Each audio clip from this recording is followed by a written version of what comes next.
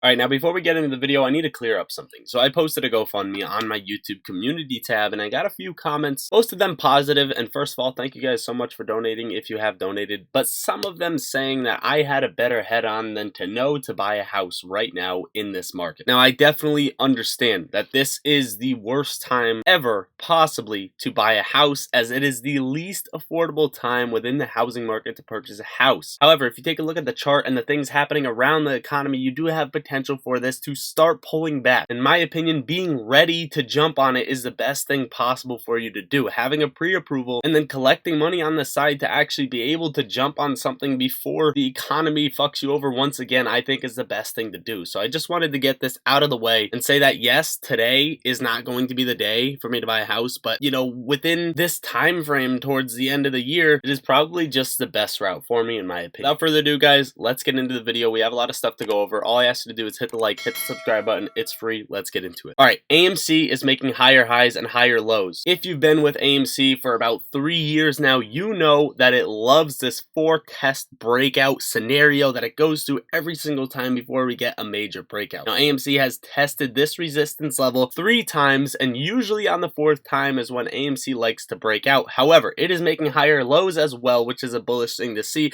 but I do expect AMC to make a little bit of a retracement at least before pulling and breaking over this trend line. Now, that could definitely be wrong, as it did test this previous support level right here, but I do think you're going to see a retest right around $4.50 before AMC does actually get another move higher. This is just in my opinion. We're currently trading at $5.04, up 0.8% on the day. This is the chart. This is what it looks like. It's a bullish thing to see. This is going to be a hard resistance level to break back over, and I think this was a hard rejection that AMC is going to come down, chill out, retest around 450 before getting that next break over. Now, according to Ortex, 25.02% short interest on AMC utilization is maxed out, with the cost to borrow sitting at 374 for an average, so shorts are paying almost 4 times their position amount just to borrow shares against AMC, and some are paying over 4 times at 435% for a max. As for APE, 5.6% short interest utilization at 77%, and the cost to borrow dropping right around 6.28% for an average. Now, we have seen the glitches time and time again,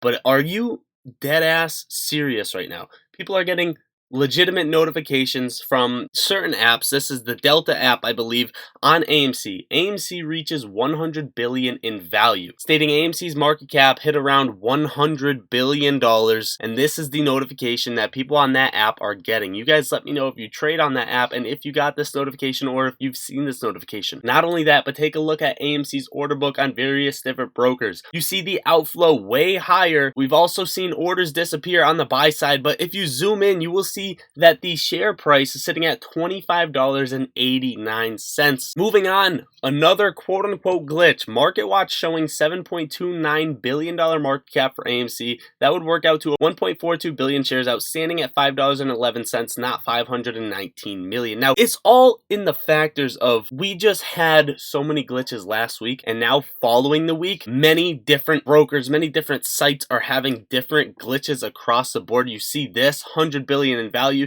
You see this order book at $26 a share, and it was also showing $18 a share following this, and then you see the market cap being whizzed around back and forth, showing that there's actually more or less shares in existence than there actually are issued. Yet we have not seen anything yet about the CEO speaking on this except that Photoshop comment that he left. What do you guys think about this down below? Do you think something is about to happen with AMC? Do you think they are scrambling trying to get the numbers right? And do you think this is the calm before the storm? Touching on Stock Tracker real quick before we get into the charts, 0 shares available to borrow for AMC at a most recent fee of 199%. In the calls to puts, we are winning on the option chain, 69,000 calls compared to 33,000 puts expiring in the money. Next week's options chain is basically evened out. Short exempts stacked up over the past couple of days. As AMC is ripping, they are again trying to keep this thing down. When are they not trying to keep this thing down? 800,000, 400,000. Moving on, touching on GameStop, I do still have my puts on GameStop. I expect this thing to gap fill down. I don't want want to spend too long on the charts because you know my very short-term outlook on this. Decreasing volume in a downtrend is usually signaling a bounce to the upside, but in my opinion, shorts are just going to slap this down, especially come tomorrow on a Friday. There's no way they're letting these calls go in the money.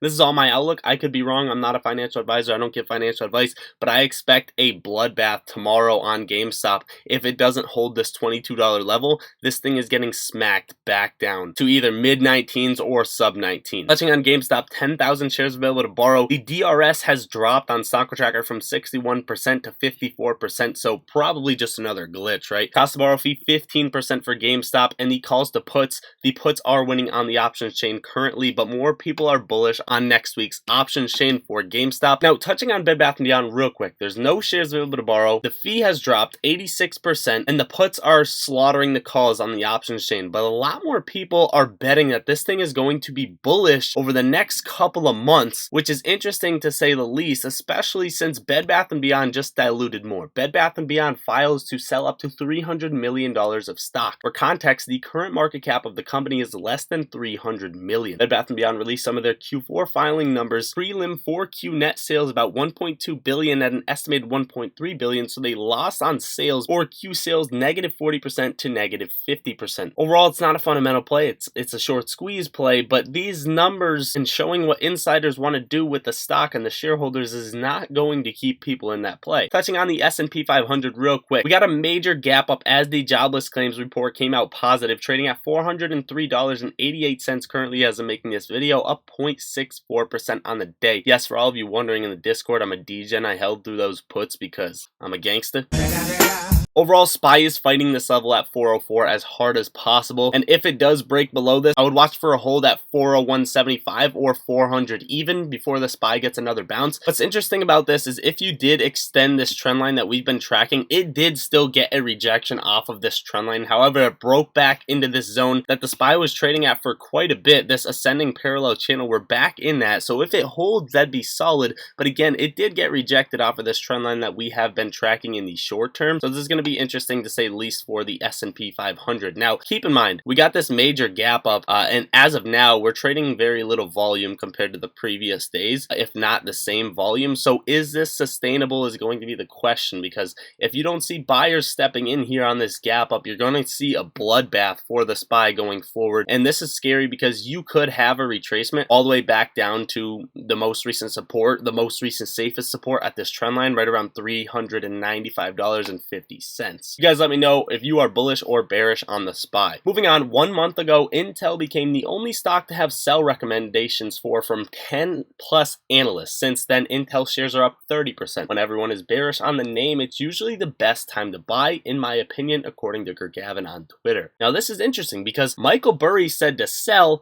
and then the SPY started to rally, and he just tweeted saying, I was wrong to say sell. This is 2 in a row. Should these bigger players, these analysts, get sued? Are they trading these stocks? Are they trading the plays that they say to sell or they say to buy? Are they trading the opposite end of them just to make a quick buck and then saying, you know, I was wrong? You guys let me know what you think about this in the comments down below. Now, this is scary. Xi Jinping says he is preparing China for war, telling his generals dare to fight. You guys think a World War III is coming, and this might piss you off. The SEC charged BEAXY with raising $8 million through the unregistered offering of its native token, BXY. Now, if you come to the last sentence, the BEAXY executives agreed to seize the operations without admitting or denying the allegation. In total, they will pay $79,200 in civil penalties. What the fuck just happened? Now, you know, this is the exact same thing Citadel has done time and time again without admitting or denying, and they get a little slap on the wrist of a fine, and this is exactly what you're paying for on a yearly basis. You're paying for the SEC to enforce this.